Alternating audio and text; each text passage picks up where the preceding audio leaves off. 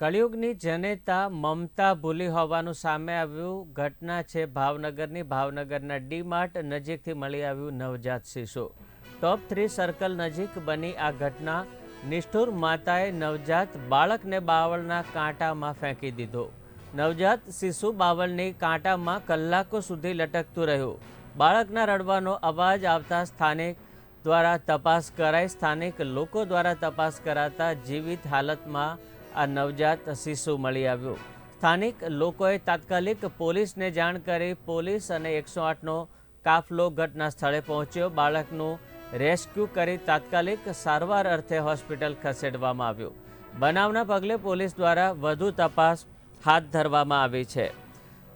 કહેવામાં આવે છે કે જેને રામ રાખે તેને કોણ ચાખે। કળિયુગની જનેતા મમતા ભૂલી અને તેણે પોતાના નવજાત શિશુને નિષ્ઠુર બનીને માતાએ નવજાત બાળકને બાવળના કાંટામાં ફેંકી દીધું હતું। નવજાત શિશુ બાવળના કાંટામાં કલાકો સુધી લટકતું રહ્યું હતું।